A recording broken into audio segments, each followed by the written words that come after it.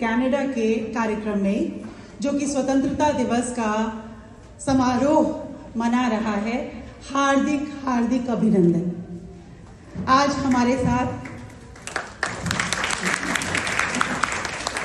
आप लोग आज अपनी व्यस्त दोपहर में से समय निकाल कर आए हैं, आप सबका बहुत बहुत धन्यवाद।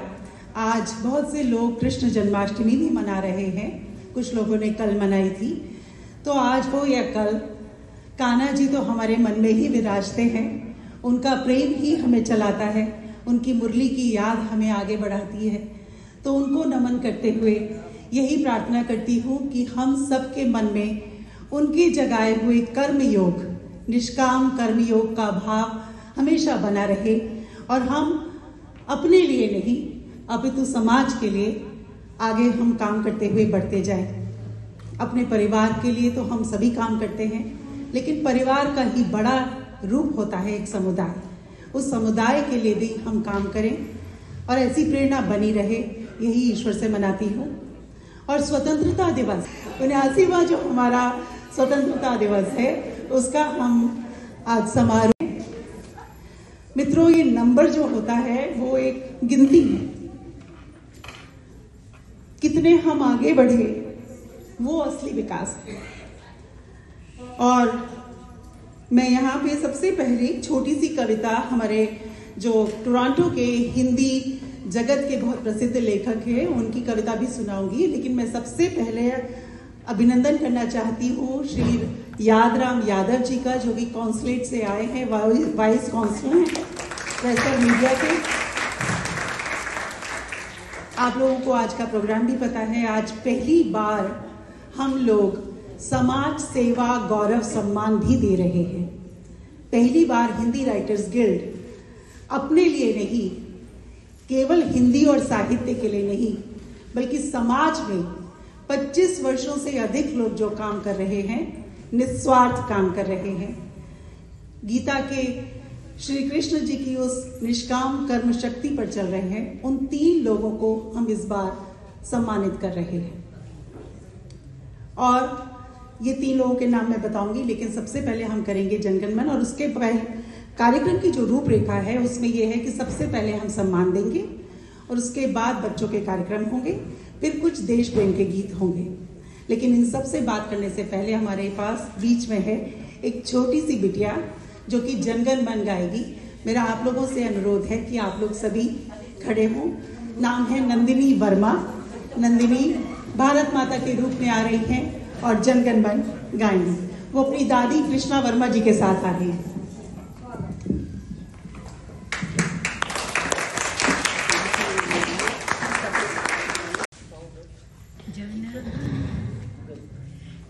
जनगण मन अधिनायक जय हे भारत भाग्य विधाता।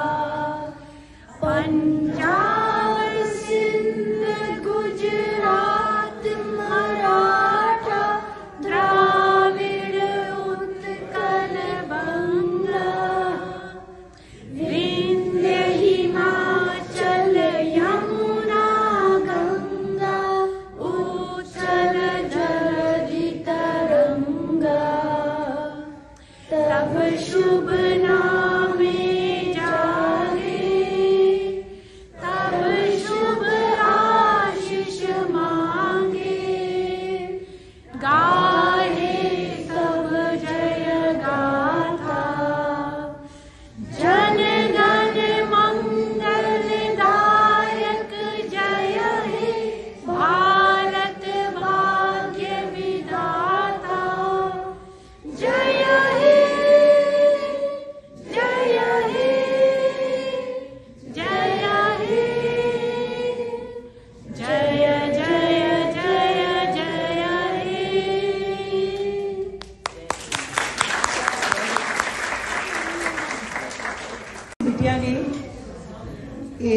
जेंटलमैन आप लोगों के सामने प्रस्तुत किया, ऐसे ही और भी बहुत सारे छोटे बच्चे हैं और वो विभिन्न स्वतंत्रता सेनानियों की वेशभूषा में आपके सामने आकर संवाद प्रस्तुत करेंगे।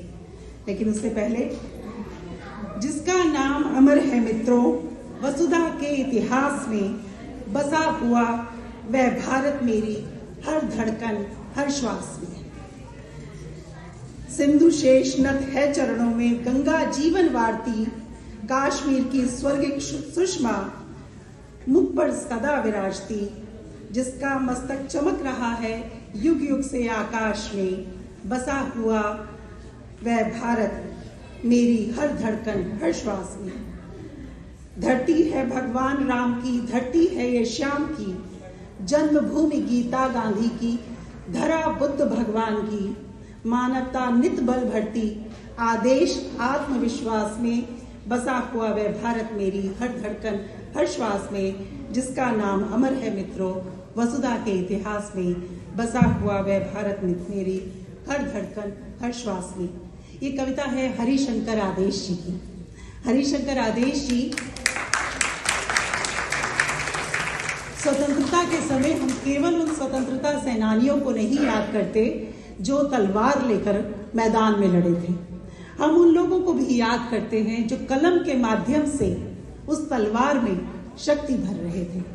और हरिशंकर आदेश जी ने टोरंटो की धरती पर यहाँ के साहित्य में, यहाँ के साहित्यकारों में ये ऊर्जा का संचार किया था कि हम लिख सके, पढ़ सके, समझ सके, सोच सके और बैठ के इस तरीके से बातचीत कर सके। आज वो नहीं है। सत्यनारायण मोटूरी पुरस्कार से स्वीकृत पुरस्कृत 9 महाकाव्यों के रचयिता थे वो। आज कुछ देर में उनकी पुत्रवधू और उनका बेटा भी यहाँ पे हमारे साथ कार्यक्रम में सम्मिलित होगा। बहुत सारे लोगों की बहुत मीठी यादें यहाँ उनके साथ जुड़ी हुई हैं, तो आज उनको ये नमन करना और याद करना मुझे लगा कि आज के कार्यक्रम से पहले समीचीन होगा। आज के कार्यक्रम में जो हमारा समाज सेवा का सम्मान दे रहे हैं हम, उसके पुरस्कृत उससे सम्मानित लोग हैं श्री परशोत्तम गुप्ता जी एकल फाउंडेशन से, इंदिरा वधेरा जी एकल फाउंडेशन से और वेदांता सोसाइटी से हमारी बहुत अपनी आशा बर्मन जी।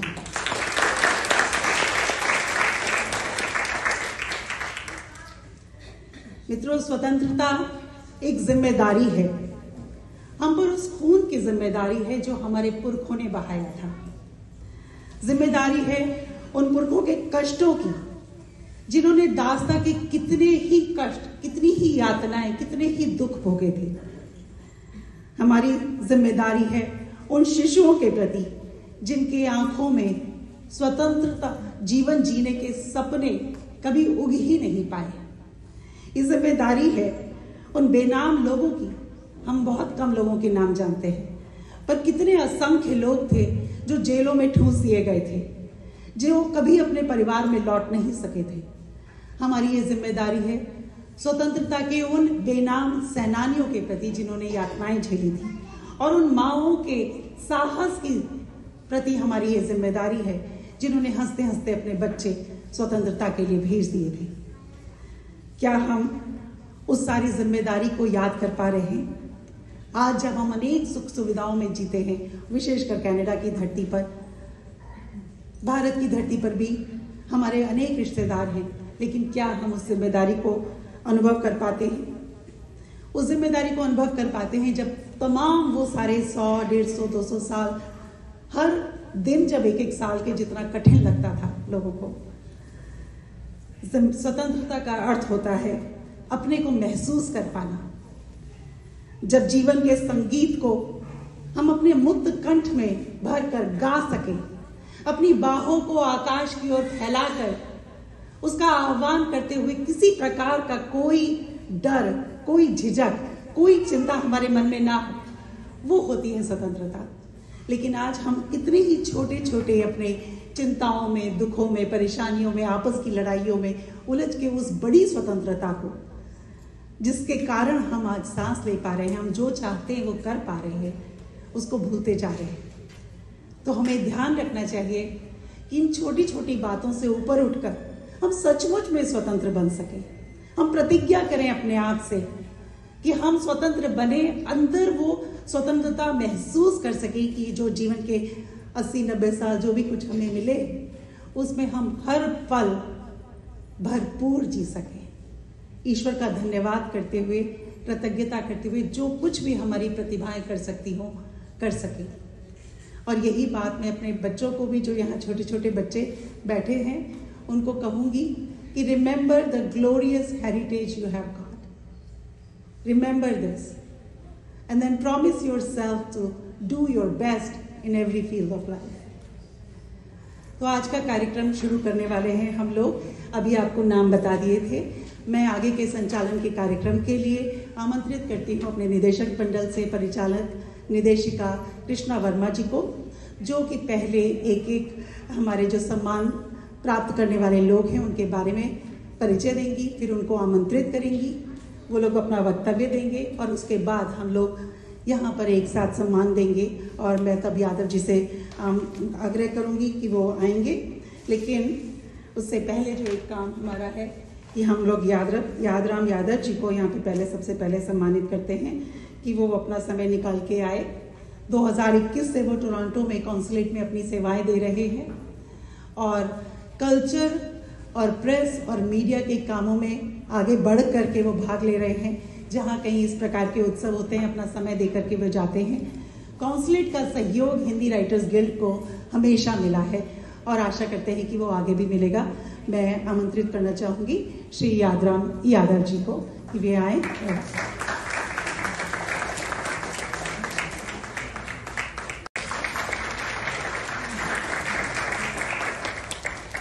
अब मैं कृष्णा वर्मा जी, उत्तम गुप्ता जी, बाकी सभी माननीय मेहमान और डायस्पोरा के सभी सदस्य, सबको नमस्कार। नमस्कार मित्रों, आप सभी को स्वतंत्रता दिवस की पुनः बहुत बहुत शुभकामनाएं। आज बहुत हर्ष की बात है, कई वर्षों से हमारे हिंदी राइटर्स गिल्ड कई सम्मानों से विशिष्ट लोगों को सम्मानित करती आ रही है, लेकिन आज की कड़ी में एक और नया सम्मान, समाज सेवा गौरव सम्मान जोड़ा गया, जिसके लिए 3 विभूतियां हमारे बीच हैं जो इस सम्मान को प्राप्त करेंगे। मैं उनका परिचय दे रही हूँ। सबसे पहले श्रीमती इंदिरा वडेरा जी।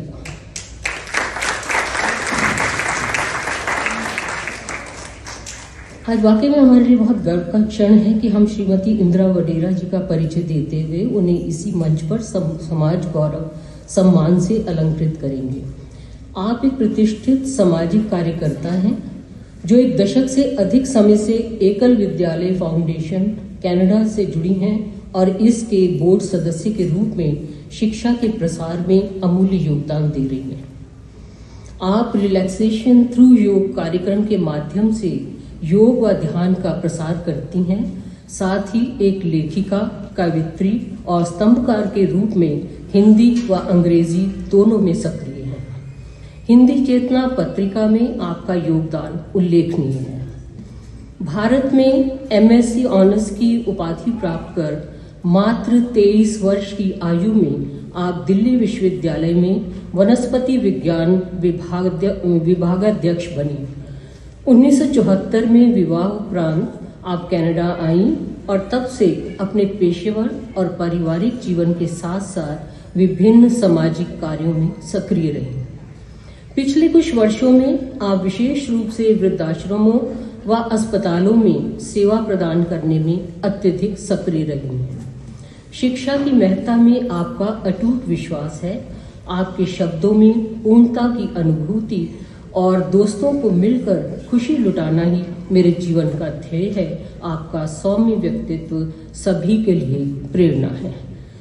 मैं इंदिरा जी से अनुरोध करूंगी कि वो मंच पर आए और अपने वक्तव्य में कुछ शब्द हमसे साझा करें।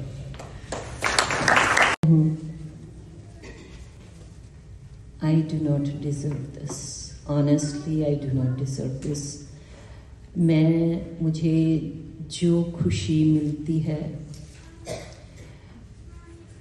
किसी की भी सेवा करने में, जो खुशी मिलती है वो ही मैं डिज़र्व करती हूँ, ये मैं डिज़र्व ऑनेस्टली नहीं करती हूँ। पर खैर, मैं भारत माँ की संतान हूँ। कनाडा में शादी हुई, कनाडा में शादी के बाद आ गई, बहुत उदास रही। कुछ उदासी के क्षण मैंने कलम में लिखे हैं, तो वो पढ़ के आपको सुनाती हूँ। आई नो समय कम है, फिर भी अपने भाव रखना ही चाहती हूँ। मेरी एक कविता का नाम है जुदाई। ऋषि मुनियों की अवतरण भूमि पे जन्म हुआ था मेरा। ऋषि मुनियों की अवतरण भूमि पे जन्म हुआ था मेरा। मैं थी जब गाभा पौधा सी। गाभा होता है जो अभी खिला भी नहीं है। मैं थी जब गाभा पौधा सी, घटना घटी कुदरत की ऐसी। उखड़ी मैं अपनी माटी से और फिर उड़ी हवा में। कनाडा की विशाल धरती पर रोपण हुआ तब मेरा। यहाँ पर आने के बाद मुझे ऐसा लगने लगा, मैं तो भारत को याद करती ही हूँ, भारत भी मुझे याद करता है।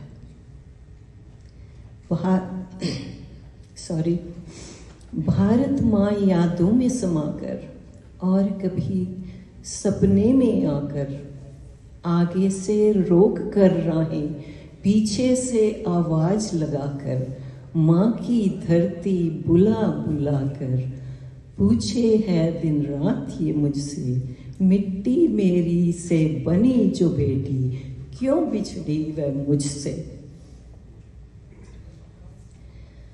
दीमक सा कुदेरता है, दीमक सा कुरेदता है, जब यही प्रश्न मुझे रुंधे गले और नम आंखों से।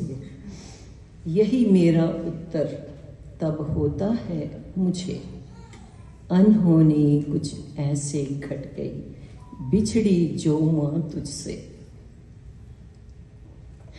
कुछ ऐसा लगता था कि सब मेरे बिना उदास हैं भारत में। मैं तो उदास थी ही।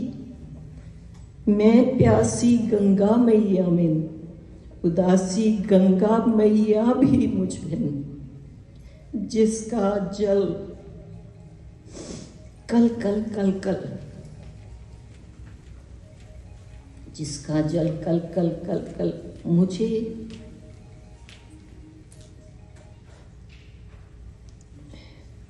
मुझे देख उमड़ता था छल छल। क्या उत्तर दूं उस मैया को, जिसकी ध्वनि पवन झोंके सी, पूछती है राहों में आकर, जब शांत होती थी मेरे जल से, क्यों बिछड़ी तू मुझसे।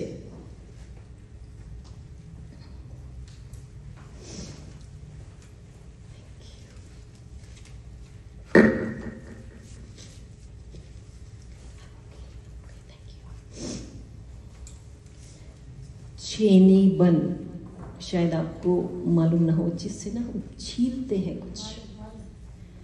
छेनी बन खुरच खुरच छीलता है जब यही प्रश्न मुझे, रुंधे गले और नम आंखों से। यही मेरा उत्तर होता है मुझे, बलवती भावी के संकेत मात्र से। अनहोनी कुछ ऐसे घट गई, जुदा हुई मैं तुझसे माँ, जुदा हुई मैं तुझसे। फिर भी ये प्रश्न मेरा हमेशा ही रहा कि भारत से कैसे जुदा हो गई। फिर एक दिन अपने आप को ये उत्तर दिया,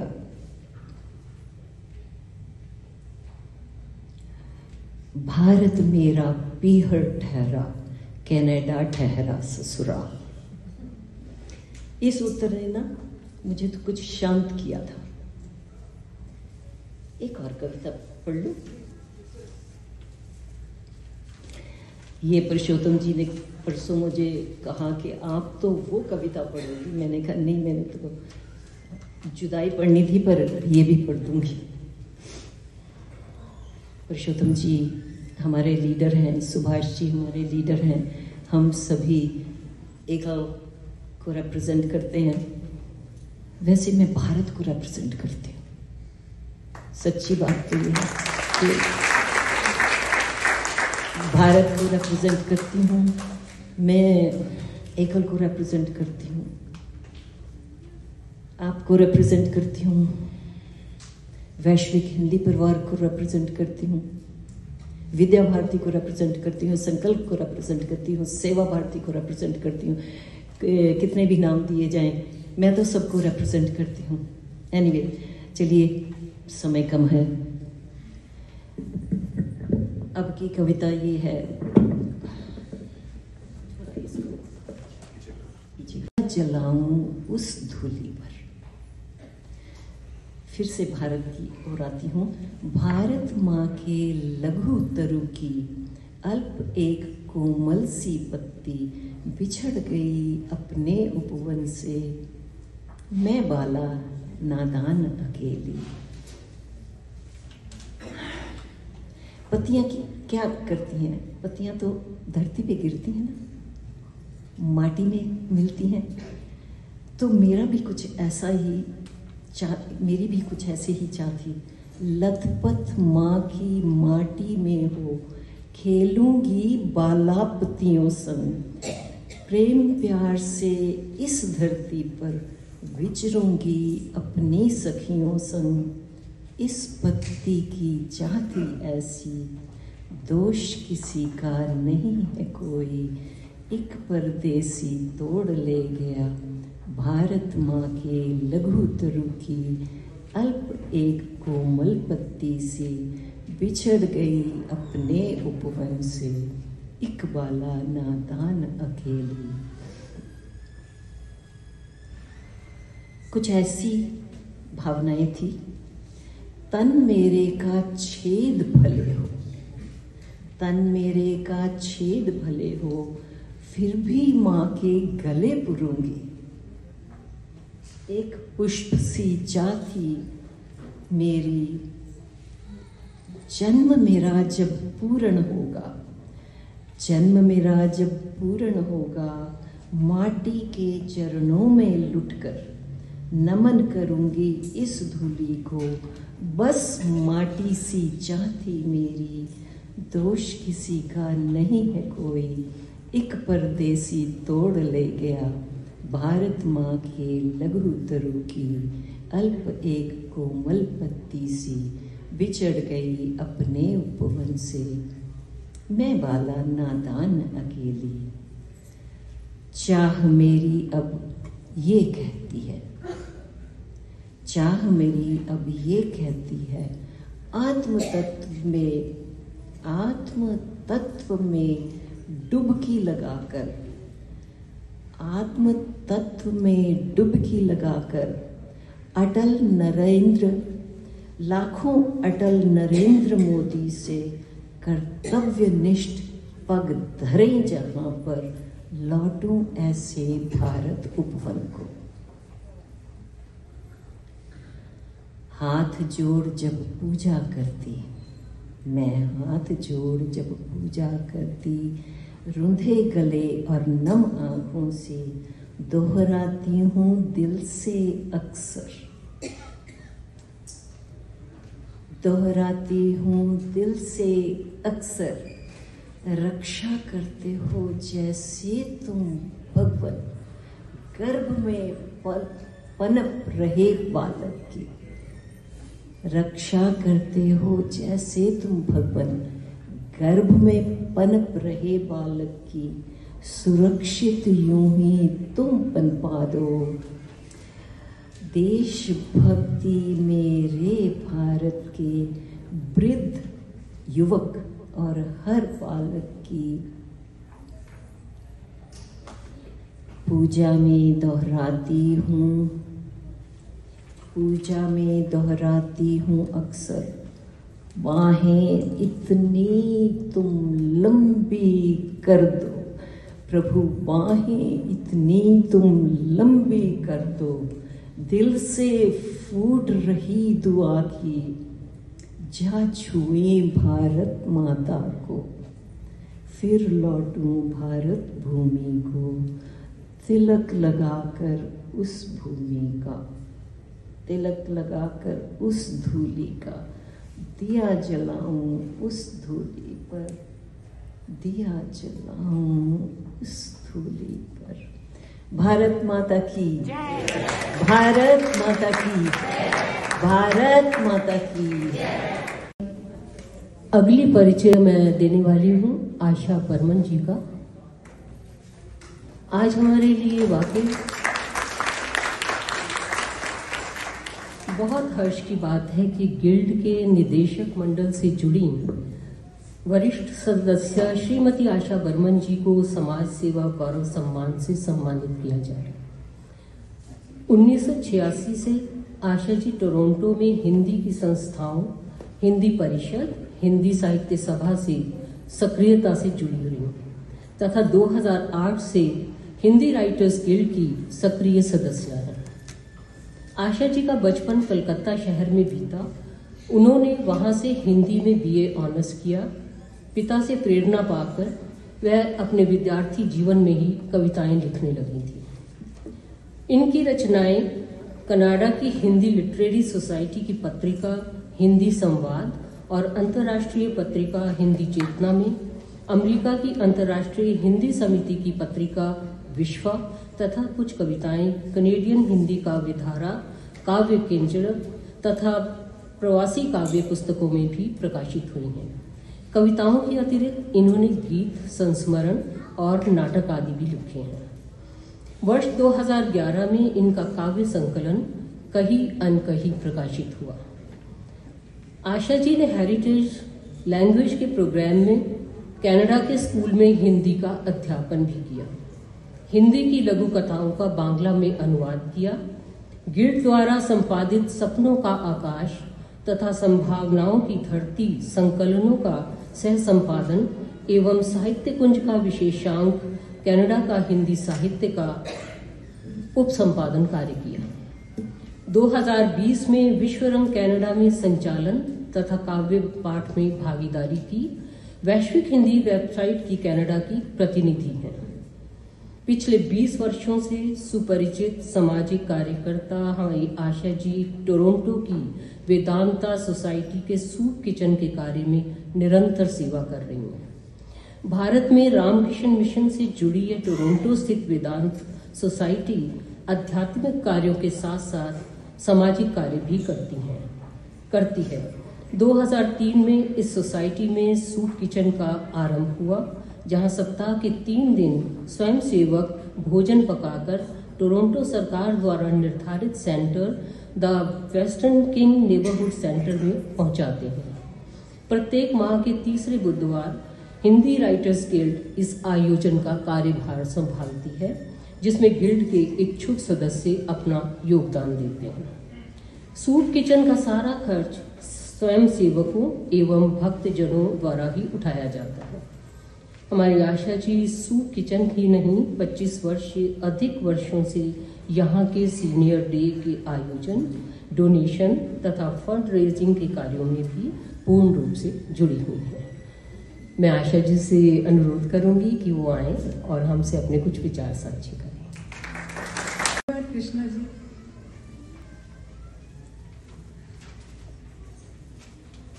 सबसे पहले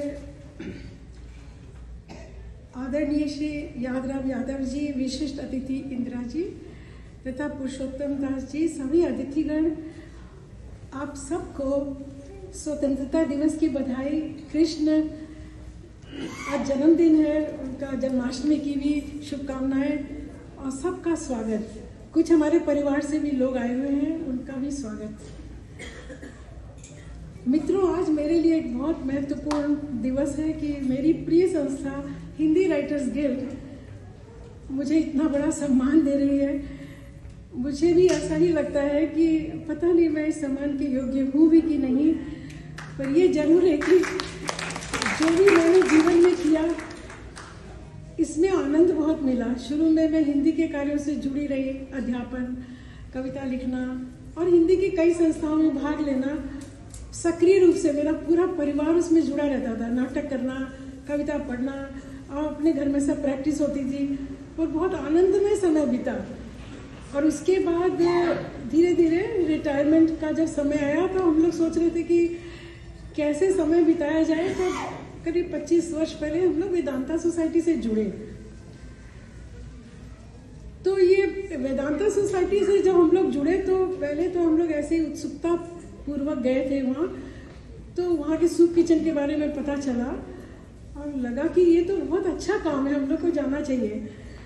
और इसमें भी मेरा पूरा परिवार है, बच्चे भी गए, मेरे ग्रैंड चिल्ड्रन भी गए कई बार, तो उनको भी अच्छा लगता है।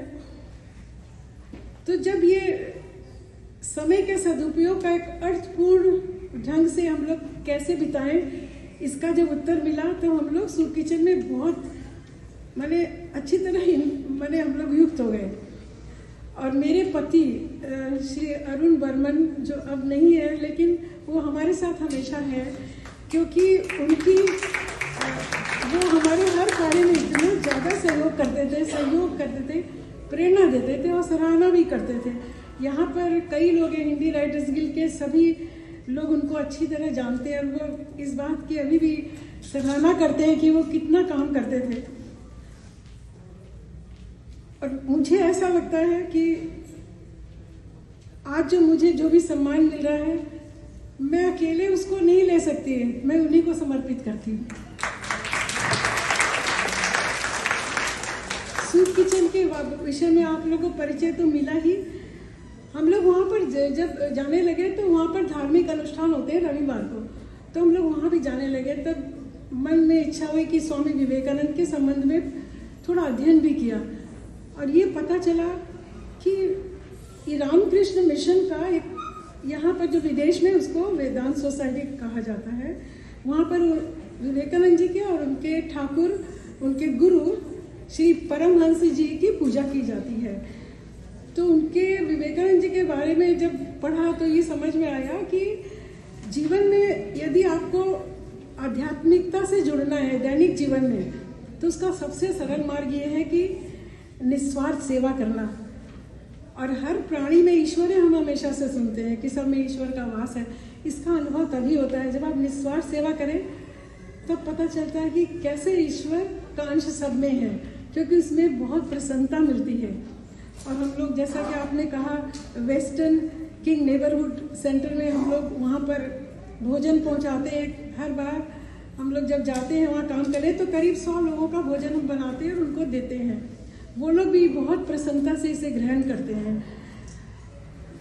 और मैं ये कहना चाहूँगी कि इस सूप किचन को जब आरंभ हुआ था तो सिर्फ एक महीने में 40-50 लोगों को या 100 लोगों को मिलता था।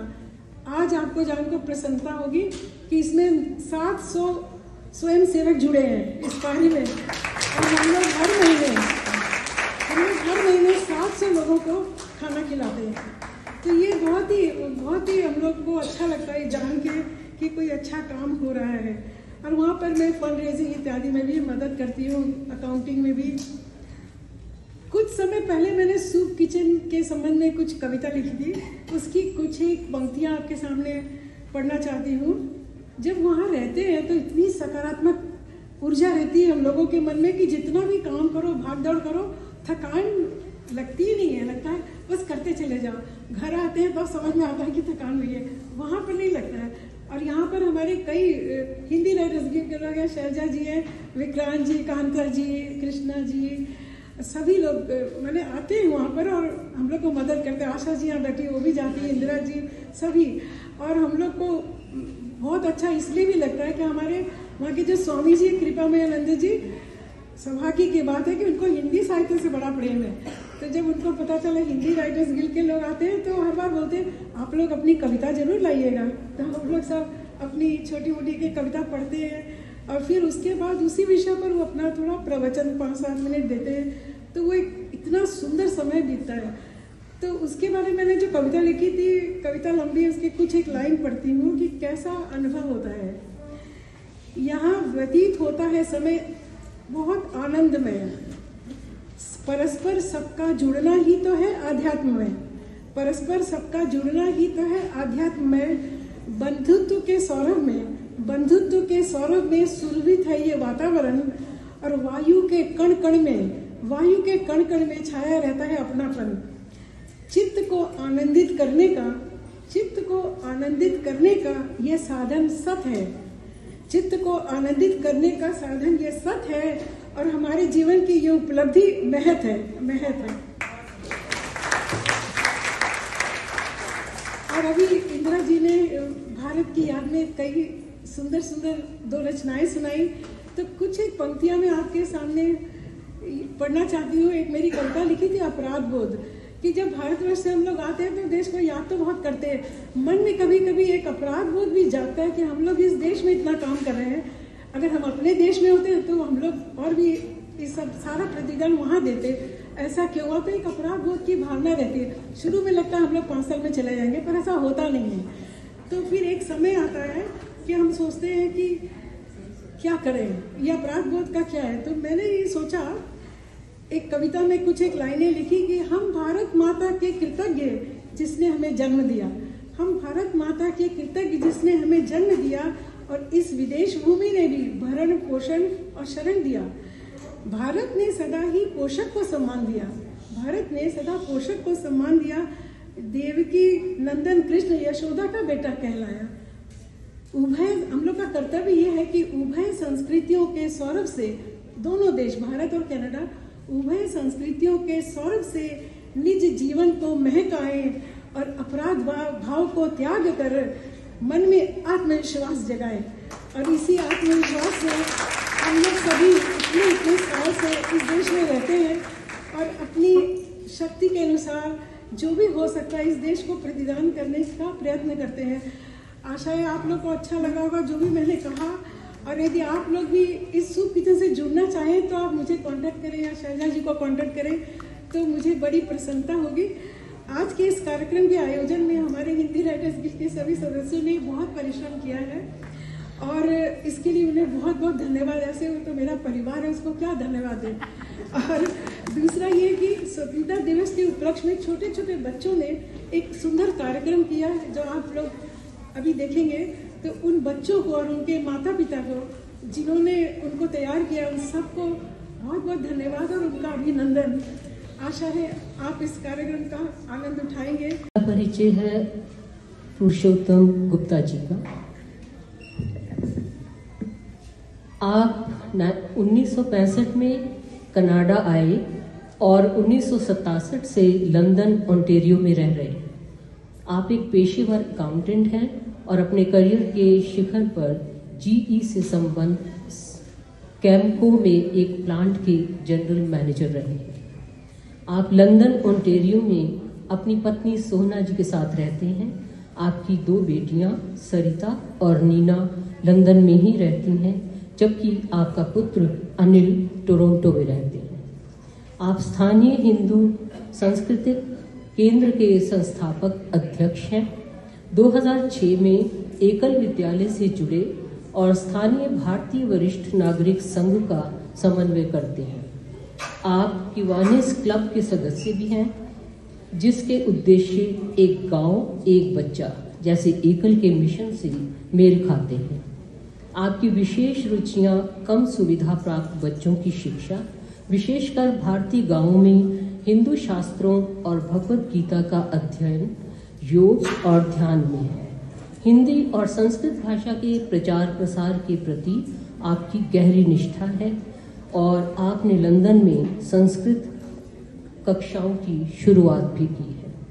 आपके शब्दों में जैसे जैसे उम्र बढ़ रही है, यदि मैं इन कार्यों में व्यक्तिगत रूप से शामिल नहीं हो पाता तो भी मैं इनका समर्थन करता रहूँगा। आपका जीवन और कार्य समाज के लिए प्रेरणा है। मैं आपसे सादर अनुरोध करूँगी पुरुषोत्तम गुप्ता जी से, आप कृपया यहाँ आए और 2 शब्द कहें। यादव जी, एस्टीम्ड ऑडियंस, एक नमस्कार। पहले मैं मैथिली शरण में 2 पंक्तियां पढ़ना चाहूँगा। हम क्या थे, क्या हो गए हैं और क्या होंगे अभी।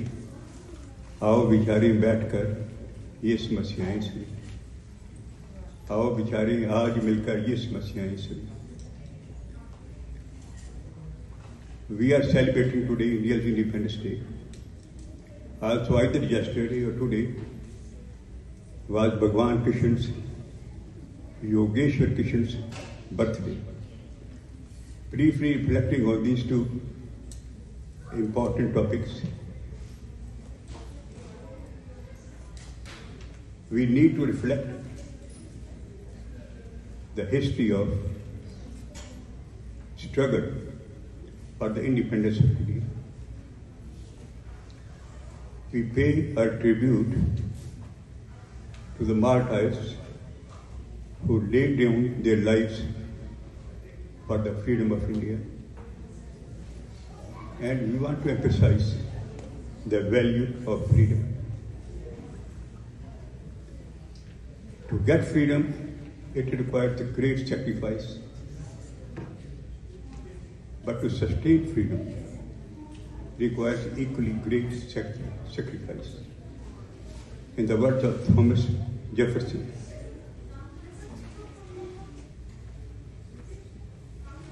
eternal vigilance is the price of freedom. Freedom doesn't come cheap. We have to remember it, that we have to work for it to sustain our freedom. Regarding the birthday of Yogeshwar Krishna, gave the message that we have to stand up against the forces of evil. We have to stand up for righteousness in the spirit of selfless service for the common good and complete surrender. आज मैं हिंदी में बोलने का अभ्यास नहीं है, but here and there ये Hindi writer guild का मंच है, तो मैं आज हिंदी भाषा की महत्ता के बारे में बोलना चाहूँगा। I will be speaking on the importance of Hindi language and the role of Hindi writers guild and Ekal विद्यालय।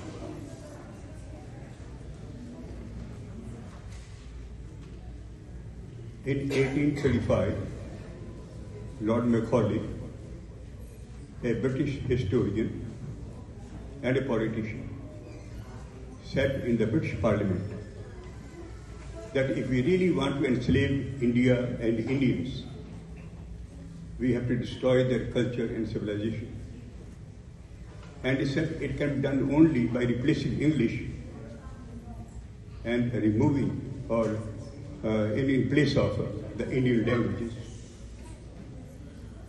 He said in the British Parliament,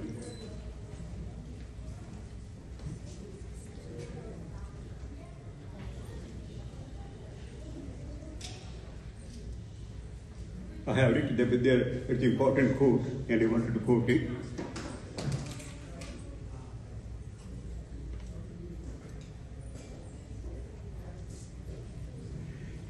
He said,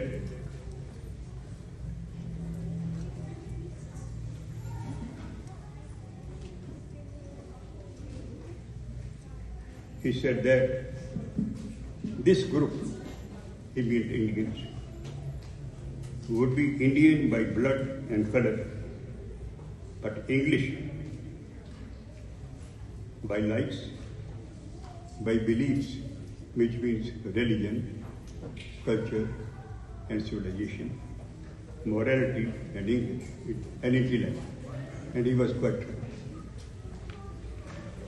quite successful in his effort.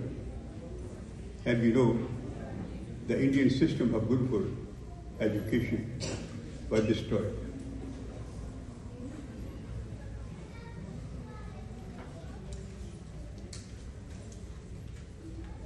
I want to reflect on the part played by Hindi Writers Guild and Ekal Vidyalaya. Very briefly, I was given, Sandeep, you told me I have only 6 minutes, so I have made it very brief. though I could speak hours and hours on this topic. Hindi Rights Guild and Hindi Prachar Sabha, they are playing a very important role for the promotion of Hindi language. It's appreciated.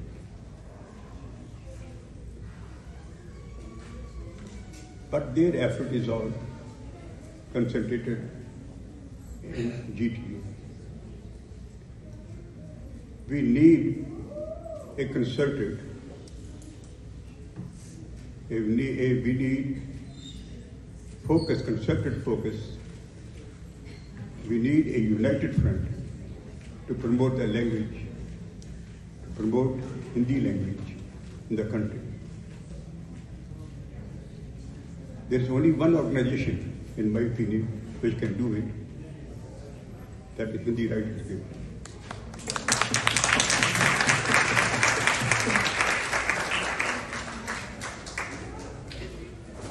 I want to briefly describe the role played by Ekal Vidyalaya.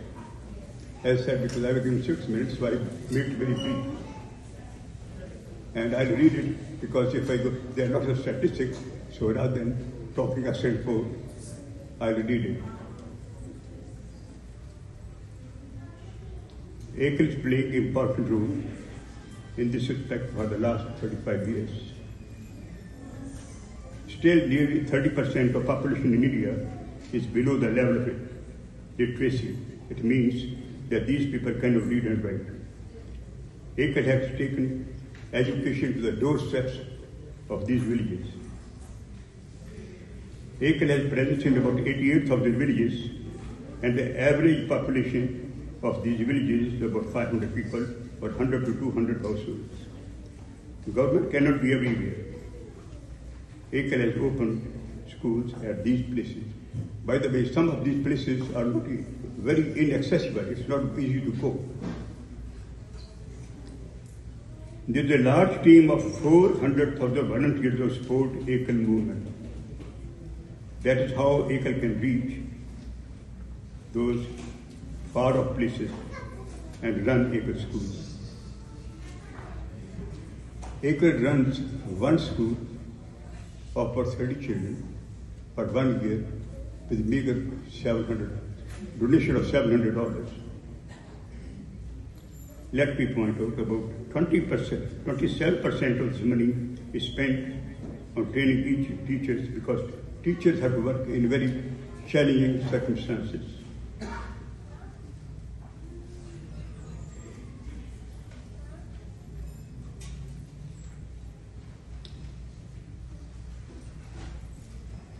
With such an effort, you can imagine the quality of students who come from Ekal schools.